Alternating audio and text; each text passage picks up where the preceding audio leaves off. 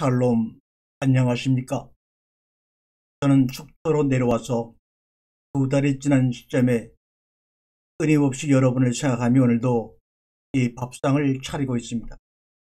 이 속살한 지역을 내려와 보니 앞에는 파도가 넘실대는 동해 바다가 있고 뒤에는 설악산이 웅장하게 버티고 서 있습니다.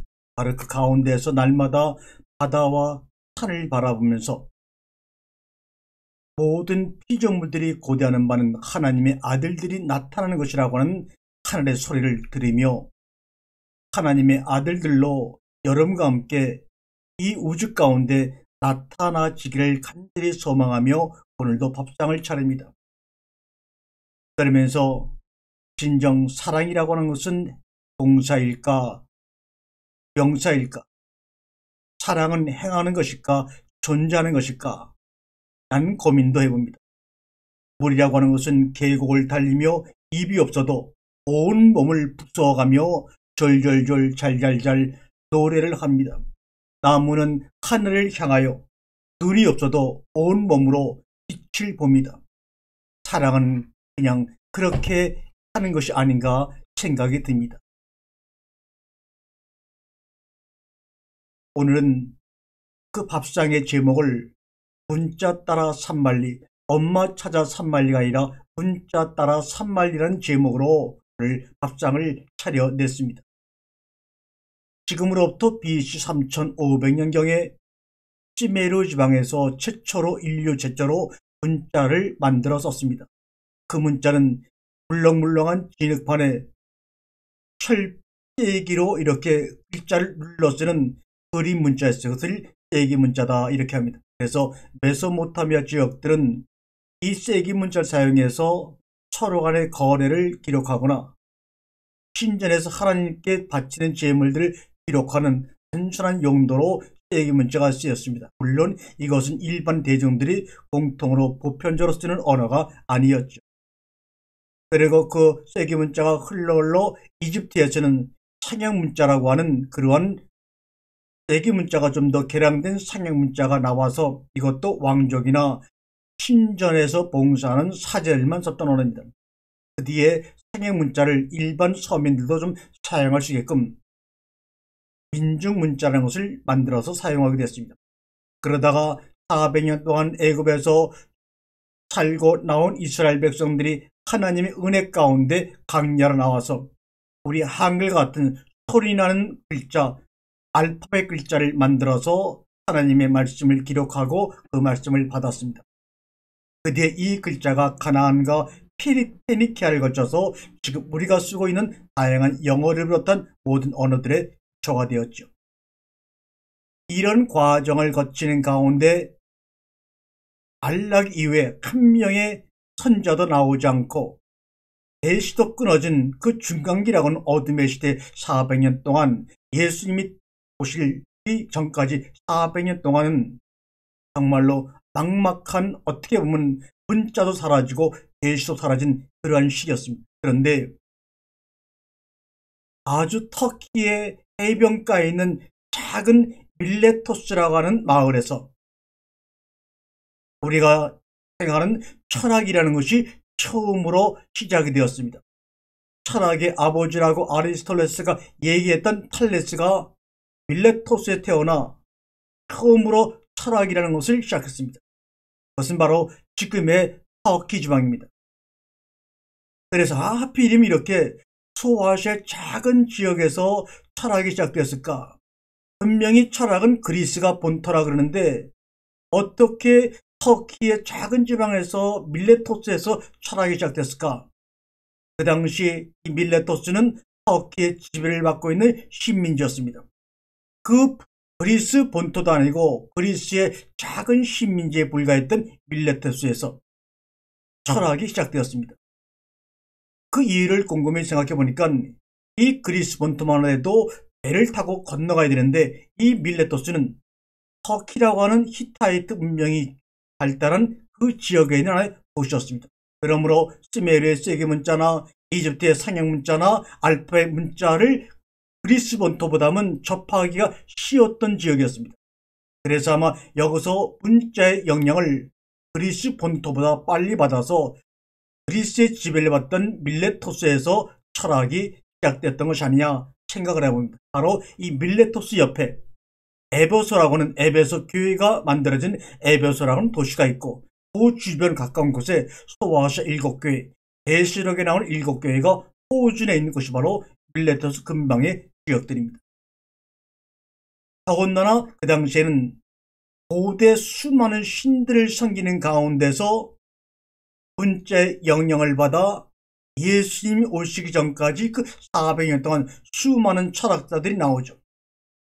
탈레스라는 철학자가 그 처음이라고 얘기하는데 그 철학자는 지혜를 찾아 여행을 하고 문자를 찾아 참말일 가다 보니까 이 세상의 만물의 근원은 변하지 않는 만물의 근원은 물이다 이렇게 얘기를 하면서 철학을 풀어나가고 그의 제자인 우리가 아는 피타고라스는 만물의 근원이 물이라 할지라도 그 혼란스러움을 질서로 전환시키는 데는 분명히 숫자였을 것이다 해서 만물의 근원은 스승과 달리 숫자다 이렇게 이야기한 그런 철학 밀레토스 학파가 상행됨으로 말미암아 그리스 본토로 넘어와서 소크라테스, 플라톤, 아리스토텔레스로 이어지는 철학의 문명이 일어나죠.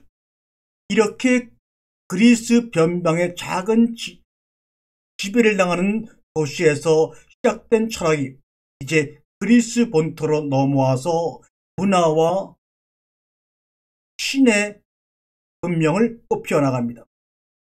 12신을 승부하는 올림푸스의 주신을 바라보고 살았던 그리스 본토 사람들은 그 신화의 이야기 속에서 철학이라고 하는 이야기를 끄집어내어서 철학으로 이야기를 풀어나갑니다. 그러면서 헬레니즘 문화라고 하는 아주 웅대한 인류사의 문명을 창출해내죠. 그렇게 그리스를 통해서 완전히 꽃피게 된 철학이 로마의 시대로 접어들면서 로마는 시대로 접어들면서 또 다른 이 철학과 기독교 문명, 헬레니즘 문명과 히브리 문명이 만나서 함께 융합해서 복합적으로 더 멋진 이 시대의 문명과 종교를 만들어내죠. 로마는 헬레니즘 철학뿐만 아니라 모든 것이 법으로 이야기하는 로마의 피지배국을 법으로 다스리는 법이 가장 발달했던 제국입니다. 그러므로 기독교에서 말하는 모세 오경이라는 율법을 법으로 이해해서 받아들이기 쉬웠던 환경을 가지고 있죠. 더군다나 거기는 그 법을 온 피지배국에게 널리 알려서 그 법을 지키도록 하기 위해서는 자기들이 지배한 모든 나라 백성들이 글을 읽을 줄 알아야 되기 때문에 글을 배우도록 법으로 배정할 정도로 글을 배우는 것, 문자를 배우는 것을 아주 강제했던 것이 바로 로마 제국입니다. 거기다가 그들이 다른 나라를 지배하기 위해서 군대들이 이동하기 시게끔 가는 곳마다 큰 길, 대로를 만들어서 모든 길은 로마로 통한다는 말이 나올 정도로 법과 길이 많이 발전됐던 나라입니다. 이래서 로마 시대의 막바지에 가서 헬레니즘 문화와 히브리즘 문화가 만나서 오늘날 같은 기독교의 문화가 기독교의 문명이 꽃피는 천년의 시작이 되었던 것입니다. 이것이 지금 전 세계로 확산되어 모든 문명과 종교의 뿌리가 되었습니다. 보세요. 세계 문자가 상형 문자로, 강야에서 알파벳 문자로, 그래서 정말 터키의 변방 밀레토스에서 철학이 시작되어 본토로 건너가서 철학이 꽃을 피우면서 헬레니즘 문화가 융성해지고 그 융성해진 헬레니즘 문화의 철학이 로마의 법과 만나서 기독교를 국교로 만들면서 헬레니즘과 히브리즘이 융합된 기독교 문화, 기독교 문명이 꽃피었던 것입니다. 바로 읽고 쓰는 것을 법으로 강제했던 로마 제국이 문자로 오시는 예수 그리스도를 예비하기 위해서 하나님께서 그들을 통해서 400년 동안 밀레토스와 그리스를 통해서 로마를 통해서 그리스도가 오시는 길을 예비하신 것이 아닌가 하는 것을 문자 따라 산마리아를 가보다 보니까 이제 알게 되었습니다. 그 모든 문화와 철학 속에 숨겨져 있던 그 실체를 말합니다. 왜? 반복해 말씀을 드렸지만 성경의 첫 문장을 하늘과 땅을 창조했다라고 하는 정말 어떻게 보면 단순한 문장으로 우리 하나님이 시작을 하셨을까? 늘 고민하자고 제가 말씀을 드렸어요. 하나님이 천지를 하늘과 땅을 창조하셨다 말합니다. 만약 이 문장에서 제가 읽어드린 것처럼 태초라는 이 부사구, 이 단어가 없었다면 어떻게 되었을까? 한번 생각을 해봐야 합니다. 하나님이라는 주어와 하늘과 땅을 이라는 창조했다는 동사와 하늘과 땅이라는 목적어만 가지고 이 속에 숨긴 하나님의 계시를 읽어낼 수가 없습니다. 여기에 태초라고 하는 부사구가 앞에 붙음으로 말미암아 히브리 백성들의 습관은 문장 중에서 가장 중요한 문장은 말이 안 되는 것 같아도 맨 앞에 일단 써놓고 말하고 시작합니다. 그래서 태초에 이렇습니다. 원래 우리식으로 말한다면 태초에가 관계 대명사를 사용하여 맨 문장 끝에 와야 되는데 이스라엘 백성들은 그들의 히브리 언어 습관대로 가장 중요하고 말하고자 하는 엑기스를 맨 앞에 놓는 습관이 있었기 때문에 태초가 문장 뒤로 가지 아니하고 문장 맨 앞에서 베레시티 바라 이렇게 시작합니다. 주어와 동사만을 가지고는 하늘과 땅을 낳았다고 하는 그 숨은 뜻을 풀어낼 수가 없습니다. 우리는 그 문장 속에서 팩트, 실체, 진실을 알아야 이 뜻을 이해할 수가 있겠죠. 성경은 수식어가 별로 없는 기록물들입니다. 특별히 창세기가 그렇습니다. 그러므로 그 속에 있는 문자를 풀어서 자유롭게 나다니게 하지 아니하면 그 속에 숨은 뜻을 놓칠 수가 있습니다. 나는 하늘과 땅을 창조했다고 하는 은이라는 전미사가 붙게 되면 창조물, 하늘과 땅이라는 창조물 목적어를 강조하는 겁니다.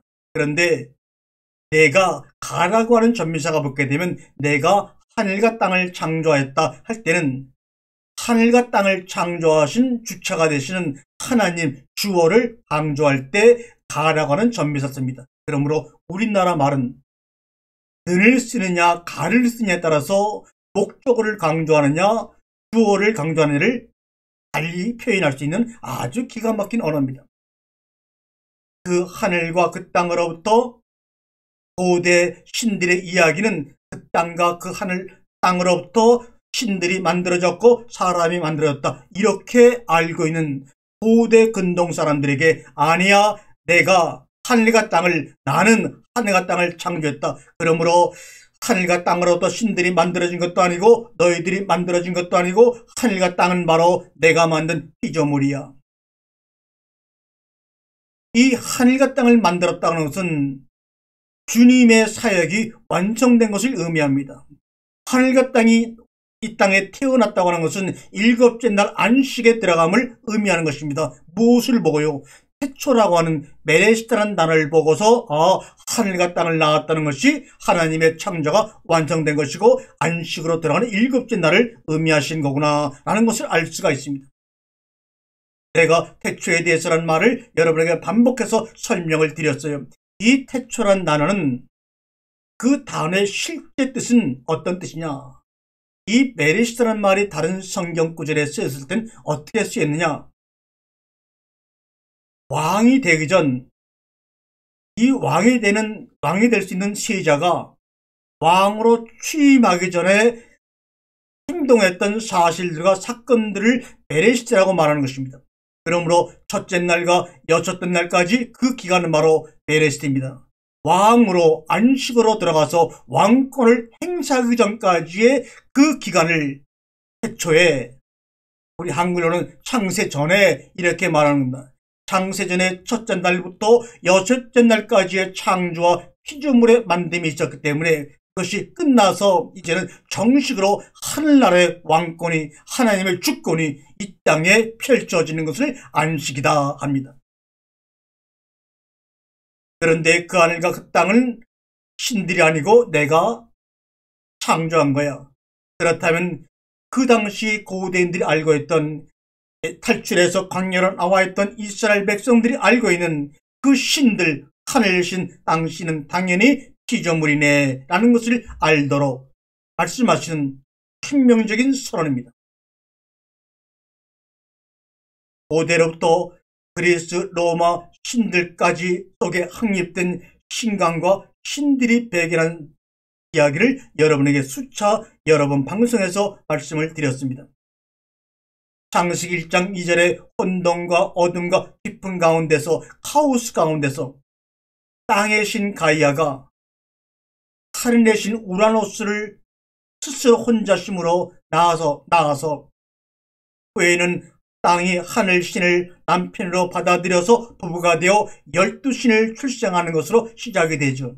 바로 여기서 12신을 상징하는 이 10이라는 숫자가 나중에는 성경에서 12지파, 12제자로 이어져 그 의미를 우리에게 전달하고 있습니다. 그 중에 가이아와 우라노스의 막내 아들인 크라우스, 시간의 신인 크라노스가 레아와 합방하여 아들 5을 낳는데 그 중에 막내가 바로 올림푸스 12신 중에 가장 높은 신인 제우스 신이요, 로마에서는 주피터라고 부르는 신입니다.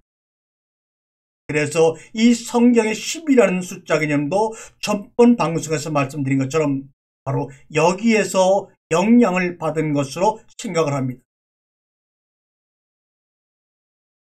감과 혼돈의 상황 가운데 있는 우주를 땅과 하늘이 합방을 해서 12신을 낳음으로 안정시키고 그 자신들을 대신해 노동할 인간들을 만들어 자신들의 명령에 복종하도록 얼굴에 땀이 흘러내리도록 단순 노동의 대체물로 인간을 만들었던 것입니다.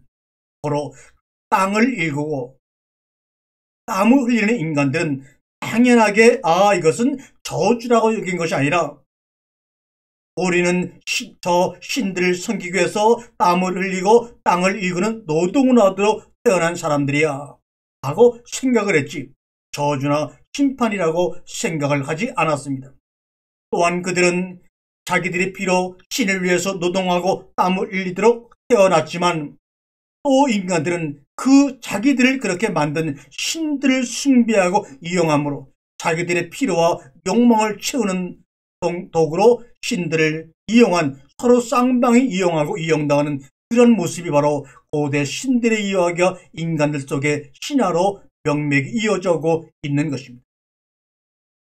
하나님은 인간들의 역사적인 사실을 조금도 더하거나 빼지 아니하시고 그들의 신화나 신간까지도 사용하여 피조물인 인간이 하나님 자신을 온전히 이해할 수 있도록 계시하고 계시는 하나님이심을 우리는 깨달아 알아야 합니다. 1대 제왕신인 우라노스, 2대 제왕신인 크로노스, 3대 제왕신인 제우스, 이렇게 고대 신들의 이야기가 이어져 지금도 많은 과학과 게임 속에 이 고대 신들의 이야기가 그대로 재현되고 있는 것입니다. 어벤져스라는 영화의 이야기나 해리포터 이야기나 그런 모든 이야기들의 그 원재료는 바로 고대 신들의 이야기 속에서 나온 것이고 고대 신들의 이름을 그대로 차용해서 쓰고 있는 것도 많습니다. 나이키도 고대 신들의 이름입니다. 아마존도 고대 신의 이름입니다. 타이타닉이라는 멋진 배도 고대 신들의 이름입니다. 이 정도면 지금도 현대 과학의 문명 속에서 고대 신들의 이름에 매몰되어 벗어나지 못하고 있는 것을 알 수가 있겠죠. 크로노스가 우라노스를, 제우스가 크로노스를, 막내들이 형들을 제치고 아버지를 죽이고 재앙신이 되는 바람에 고대 신들의 이야기 가운데는 처음 된 자가 나중 되고 나중 된 자가 먼저 된다는 말이 나왔고 이 말이 그대로 성경에 처용되어 우리에게 또 전해지고 있습니다. 노아의 홍수 다음에 여러분이 알다시피 창세기 11장에 바벨탑의 사건이 나옵니다. 거기서 부음이 나옵니다. 그건 바로 소리 언어를 의미하는 것이죠. 여기서 바벨탑의 사건으로 각 지역으로 그 소리 언어가 갈라져 나갑니다. 그리고 여기서부터 문자가 만들어져 분화되어 나갔습니다. 분해되어 나가서 아브라함은 그 당시 수메르 문명의 최대 도시인 우리에 성장하여 신들의 형상을 만드는 우상을 만드는 가업을 가지고 있는 그 가문에서 태어나 남들의 부러움을 타며 부유하게 성장하고 남들이 받지 못하는 문자 교육까지도 받고 성장했을 것입니다. 신전의 종사자로서 왕족과 사제들만이 접근할 수 있는 언어와 문자에 접근할 수 있는 그러한 신분을 가지고 태어났습니다. 그러므로 아브라함은 분명 세기 문자 교육을 받았을 것이 분명합니다. 그리고 그의 후손들인 자손들은 상형 문자를 사용하는 이집트에서 430년 동안 삶으로 이집트의 상형 문자와 신전 문자, 세기 문자를 두루 할 줄 아는 아주 그 당시에 가장 인테리 계급으로 성장했습니다. 비록 겉에 보이는 모양은 애굽의 신전을 짓는 노동자로 전락해버리고 말았지만 그들의 내면 속에는 말씀으로 오실 예수 그리스도를 읽고 깨달을 수 있는 그 당시에 최고 문자들을 다 간직하고 있었던 민족이 바로 이스라엘 민족입니다. 광야에서 40년 동안 광야 생활하면서 그들이 알고 있던 세기 문자와 상형 문자의 장단점을 보완해가지고 어떤 사람이든지 어떤 계층의 사람이든지 소리로 자신의 생각을 표현해낼 수 있는 알파벳 문자를 만들어 읽고 쓰는 훈련을 한 세대 동안 받았던 것이 분명합니다. 그동안 이미지로 그림으로 보여주던 신의 계시를 형상을 만들지 말라고 말씀하신 하나님의 계명처럼 이제는 형상과 그림으로 표현되는 글자를 가지고 하나님을 만나는 것이 아니라 알파벳으로 재현된 하나님의 말씀 문자로 내가 너희들에게 나를 계시하겠다고 선언하셨기에 그 백성들이 하나님을 알려면 당연히 기록되어지고 계시되어지는 문자를 읽고 쓸 줄 알아야 합니다. 그런데 200만 명이라는 무수한 잡족들이 섞여 있는 그들이 일반적인 고급 언어를 알고 배울 수가 없었을 것입니다.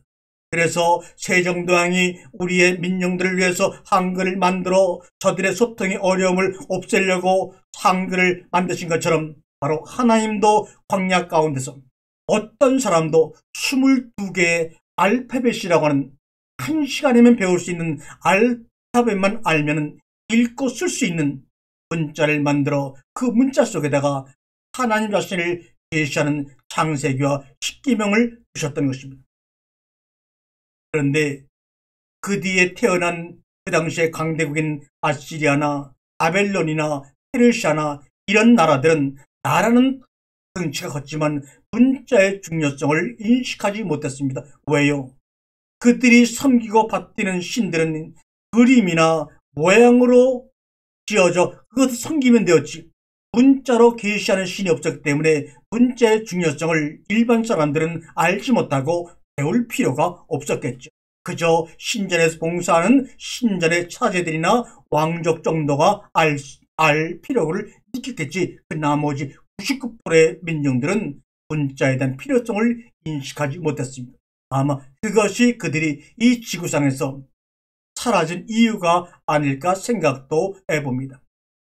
말씀이신 예수 그리스도가 요한복음 1장 14절의 말씀대로 말씀이 육신이 되어 오신 그분을 맞이하기 위해 예루살렘에서 700km나 떨어진 다소에 있는 청년 바울을 철저하게 헬라어와 히브리어로 문자 훈련을 시키시면서 그를 준비시켰습니다. 그는 헬라어, 아람어, 또 히브리어, 라틴어에 능통했을 것입니다. 여러분, 구약의 39권이 확정된 것은 AD 90년 예루살렘의 서쪽으로 65km 떨어진 그 당시 야브네라고 부르는 신의 전당이라고 부르는 그 도시에서 구약 39권을 정식 기독교의 정경으로 선포를 했습니다. 그러므로 사도 바울은 구약 성경 39권이 기독교의 정경으로 만들어진 것을 알지 못하고 그는 구약이라는 것조차 알지 못하고 떠났습니다. 또한 사도 바울은 예수 그리스도를 예수의 죽음과 부활을 증거했지만 자신이 쓴 서신서 외에는 공간복음서란 존재도 요한계시록이란 존재도 요한 1세의 존재도 베드로 전후서 사도신경의 존재도 알지 못하고 떠났습니다. 신약 27권이 정경으로 확정된 것은 AD 397년 아프리카에 있는 카르타고라는 지방에 일어난 종교회의에서 27권이 마지막으로 정경으로 확정되어 성경이 66권으로 되어서 오늘날 우리에게까지 전해온 것입니다. 바울은 AD 1년에 태어나서 AD 67년경에 죽은 것으로 역사가 기록하고 있습니다. 아버지는 부유한 무역의 상인으로 부자였고 또 그 아버지의 그 부유함 때문에 바울은 예루살렘의 율법학교로 다소에서 유학을 와서 헬레학파라는 가브리엘 문화에서 공부를 많이 한 그 당시의 지식인이요 학자였습니다. 당시 율법학교는 강경파인 샤마이학파와 온건파인 힐레학파가 있었는데 사도 바울은 힐레학파에서 공부한 그 힐레학파의 문화생이었습니다. 그 당시 최고의 율법학교에서 모세 오경 율법을 체계적으로 배운 천재 바울이 다메섹 도상에서 빛 가운데 부활하신 예수 그리스도를 만남으로 그동안 가지고 배웠던 율법에 대한 모든 기본적인 인식과 해석을 다 내려놓고 태워버리고 예수 그리스도 안에서 모세 오경을 새롭게 해석하여 각 초소에 있는 모든 교회들에게 서신으로 그 새로운 깨달음을 알렸던 것입니다. 예수 그리스도는 말씀이요 불변이요 태초요 아르케요 원질이요 베리시라는 것을 안 사도 바울은 다메섹 도상에서 빛으로 임하신 그분을 통하여 성령이 내주하여 그동안의 율법학계에서 힐레학파에서 배웠던 모든 기존 사람들의 생각과 관념을 다 내려놓고 율법을 새롭게 해석하는 첫 번째 인물이 되어 기독교를 만든 창시자로서 오늘날 우리에게 알려져 있습니다. 바울이 수많은 곳을 다니며 터키 지방과 그리스 지방과 로마를 다니며 선교할 당시에는 우리가 죽어도 못 버리는, 죽어도 정말 생명처럼 아끼는 복음서라는 것, 계시라는 것도 기록되기 전이었습니다. 그러므로 복음서가 있어야지만, 계시록이 있어야지만, 뭐가 있어야지만 구원받는다? No, 아닙니다. 그 모든 것들은 창세기 1장의 첫째 날과 일곱째 날까지 사실 다시 한번 예수님이라는 그분의 말씀으로 인해서 새롭게 해석되어져 우리에게 보여지는 것이지 새로운 것을 우리에게 주는 것이 아닙니다. 바울은 계시록도 알지 못했어요. 요한복음도 알지 못했어요. 그러므로 종말이라는 말 그 단어는 바벨론 포로 후에 그 시대적인 어두운 상황을 이스라엘 백성들에게 설명하고 이해시키고 희망을 주기에 에스겔서에서 처음으로 사용된 단어지 요한계시록에서 의저번에요 만들어진 단어가 아니라는 것도 알아야 합니다.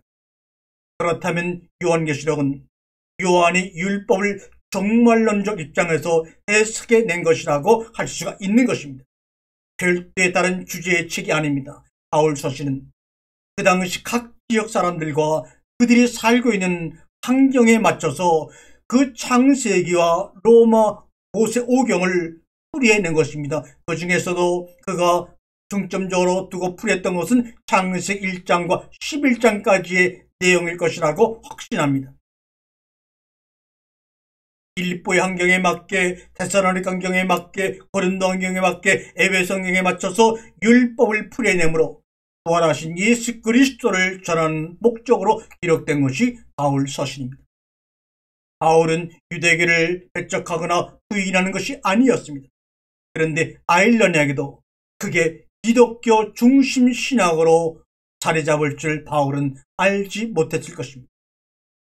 공간복음서는 그러므로 바울 서신 뒤에 한참 뒤에 쓰여진 말씀이므로 바울의 신학 교리를 벗어나지를 못했습니다. 최소한 바울이 죽은 뒤 20, 30년 전에 쓰여진 것이 바울의 사복음서입니다. 더군다나 요한복음은 그보다 훨씬 긴 AD 90년에서 100년 사이에 쓰여진 책으로 지금 알려져 있습니다. 이 말은 바울의 영향권에서 벗어난 입장에서 쓰여진 책이다 그 말입니다. 그래서 앞에 마태, 마가, 누가를 공간복음이라 하는데 요한복음은 거기에 포함되지 않고 그냥 사복음서 중에 하나로 우리에게 알려 있습니다. 그런데 바울의 신약적 영향권에 의해서 쓰여진 마태, 마가, 누가, 요한복음을 다른 성경과 구분해 복음서라고 왜 번역을 했을까? 그것은 예수님과 연관되어 쓰여졌기 때문에 복된 소식이라고 한 것입니다. 그러나 헬라어의 원문 성경을 보게 되면 우리가 마태복음, 마가복음, 요한복음, 누가복음이라는 그것이 책 제목으로 쓰여 있지 않습니다. 그냥 단순히 카타 마타이온, 마태가 쓴 마태로부터 카타 마르콘, 마가로부터 카타 루카, 누가로부터 카타 요한네, 요한으로부터 우리가 편지를 쓰게 되면 맨 마지막에 장본이로부터 아버지로부터 쓰는 것처럼 그렇게 마태로부터 마가로부터 이렇게 단순하게 제목을 쓰여졌던 것이지 복음이라는 내용은 복음이라는 제목은 단어는 거기에 있지도 않았습니다. 히브리서는 프로스 헤브라이오스 히브리인들을 향하여 라는 제목입니다. 로마서는 프로스 로마이오스 로마인을 향하여 나머지 서신도 모두 프로스라고 하는 전치사가 붙어서 제목이 만들어진 것입니다. 또한 요한계시록조차도 마찬가지입니다.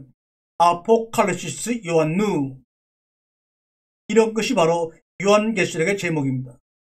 여기서 아포칼리시스는 누굽니까? 예수 그리스도입니다. 그러므로 아포칼리시스 요한누는 뭡니까? 요한이 본 예수 그리스도란 말입니다.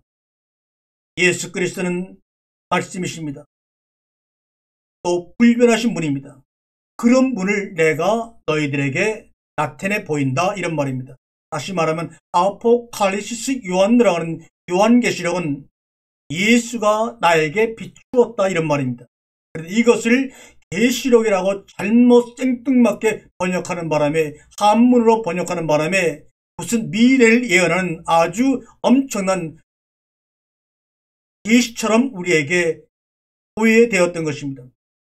그래서 요한계시록 앞으로 일어날 미래 일들을 이야기해서 쓴 것이 계시록 천만의 말씀입니다. 인간은 미래를 향하여 완성된 것을 향하여 가는 것이 아니라 이미 창세기 1장에 7잔날에 완성되어진 그 과거 속의 현재를 향하여 우리는 가는 것입니다. 그것이 바로 영원히 변치 않는 원형 원질 아르케 헤초라고 하는 것입니다. 그러므로 요한계시록의 원래 제목은 아포칼리시스 요한누 요한에게 비추었다는 말입니다. 누가요? 예수 그리스도가 요한에게 비추어서 자신을 드러내셨다는 뜻이 미래의 어떤 사건을 예언한 것이 아닙니다. 이때 계시자가 반드시 소유격으로 나오고 있습니다. 즉 예수에게 속한 나타남, 예수에게 소유된 비추임이란 뜻이 바로 요한계시록의 원래 제목입니다. 성경은 분명히 말씀하기를 이 성경은 나 예수를 가리키는 것이라고 하지 않았습니까? 그러므로 요한은 바로 요한계시록을 밤모섬 가시와 엉겅퀴로 뒤덮인 아무도 살지 못하는 불무의 땅에 유폐되어 1년 6개월 동안 살면서 예수 그리스도의 비춤, 예수의 나타나심을 경험했던 것입니다. 예수님에게 속한 그 빛이, 그 말씀이, 음성이 요한에게 들림으로 말미암아 1년 6개월 동안 가시와 엉겅퀴밖에 없는 그 사람이 살지 못한 땅에서 기쁨으로 그 삶을 견디어 냈던 것입니다. 밤모섬에서 1년 6개월 동안 있으면서 고난과 연단 가운데서 계시록을 집필했습니다. 이제는 계시록이라 하지 말고 예수의 나타남을 예수의 나타나서 보여진 것을 책으로 기록했다는 것입니다. 그리고 거기서 비양에서 풀려나 바로 건너편에 있는 에베소 교회로 들어와서 죽기 4년 동안 목회를 하면서 유언적인 성격과 소망을 가지고 집필한 책들이 바로 요한 1, 2, 3서고 요한복음입니다. 요한 1, 2, 3서와 요한복음이 요한계시록보다 나중에 쓰여진 것입니다. 앞모습에서 예수가 요한에게 나타나고 빛을 비춰주심으로 그것을 문자로 기록해서 요한계시록이라는 책을 만들고 거기서 나와서 그때 비추어 주신 예수님의 나타남을 요한 1, 2, 3서와 요한복음으로 기록하다 보니까 예수는 하나님이 사랑이라고 하는 결론으로 그의 서신을 마무리합니다. 이것은 예수님의 나타나심과 비추심을 본대로 문자로 기록한 것입니다. 우리는 이제는 바로 알고 바로 깨달아야 합니다. 저도 가운데서 아가페 수양관의 원장을 있으면서 많은 사람과 교제하고 어려운 사람과 섬김을 하면서 살다가 갑자기 아무것도 준비되지 않은 상태 속에서 마음의 아픔이 있지만 나가라고 하는 교회 조직의 명을 받고 나가지 않을 수 없어 갈 곳이 없는 심정으로 경기도 한 변두리에서 작은 골방에서 낡은 컴퓨터를 놓고 소리나는 마이크를 앞에 놓고 다 된 키보드를 앞에 놓고 주님이 나에게 비추어 주시고 주님이 나에게 나타나심을 본 그대로 글을 쓰기 시작하고 글을 음성으로 영상으로 녹음해서 유튜브에 올리면서 지금 2년이 넘는 시간이 지났습니다. 인간의 노력과 시간으로는 이루어질 수 없는 그 수많은 하나님의 비추심을 책으로 기록하고 영상으로 남겨서 오늘도 많은 사람들에게 소망을 주는 비추심의 사건을 지금 완성해 나가고 있는 것입니다. 그러므로 사도 요한에게 밤모섬의 1년 6개월은 예수의 나타나심을 경험할 수 있는 일생 중에 단 한 번뿐인 위대한 경험을 한 것입니다. 저도 마찬가지입니다. 이것은 고난과 연단 가운데서 씨가 떨어져 뿌리가 내리고 싹이 난 것이 바로 요한계시록이라면 요한 1, 2, 3서와 요한복음은 계시록에서 싹이 난 그 싹이 꽃이 피고 열매로 완성되는 예수와 사랑 이야기를 적은 것입니다. 그 사랑이 바로 예수네, 하나님이네 이 말을 요한 사도는 하고 있는 것입니다. 요한은 밤모섬에서 변하지 않는 원질 서브스텐스 말씀을 보았고 비추임을 쪼였습니다. 그것이 바로 아르케 안에 존재하는 것임을 알고 아르케라는 문자로 기록한 것이 요한복음 1장 1절 엔 아르케 로고스 태초 안에 말씀이 있었다. 그 말씀이 하나님을 향하여 태초를 향하여 가고 있었고 그 말씀이 바로 하나님이다 라고 말합니다. 요한은 밤모섬에서 아무도 살 수 없는 고난의 땅 불모제 땅 밤모섬에서 예수의 비추임을 받고 예수를 나타나심을 보고 그 안에 있는 원질을 보았고 그 원질의 핵심인 말씀을 보았고 그것이 바로 아르케 안에 담아있는 것을 보고 엔 아르케 로고스 태초 안에 말씀이시더라고 요한복음 첫 글자를 쓰면서 선포해 나갑니다. 즉 요한은 본 것을 말하고 문자로 기록한 것입니다. 저도 여러분의 밥상을 차리면서 주님이 저에게 나타나 주시고 비추어 주시는 비침을 통하여 본 그 말씀을 말하고 문자로 기록하는 삶을 남은 생애 동안 향하여 하다가 하나님과 하나가 되는 것입니다. 그래서 요한계시록의 첫 문장이 뭡니까? 예수 그리스도의 나타나심 이렇게 말합니다. 아폴리카스 예수 그리스도 이것을 그에게 보여주셨다는 겁니다. 그의 품에 안겨주셨다는 겁니다. 이것이 요한계시록의 첫 마지막입니다. 예수 그리스도가 나에게 나타나셨네. 이것 알면 계시록을 끝나는 것이 뭘 가지고 공갈을 쓰며 사람을 붙잡아 매고 난립니까? 예수 그리스도의 나타남이라고 하는 것은 바로 요한복음 1장 1절에 태초에 말씀이 계셨다는 말과 같은 말입니다. 태초로부터 있는 생명의 말씀에 관하여는 우리가 들은 바요 눈으로 본 바요 자세히 보고 우리 손으로 만진 바라 요한일서 1장 1절 계시록의 1장 1절, 요한복음의 1장 1절, 요한일서 1장 1절은 다 똑같은 말을 다른 문자로 표현한 것입니다.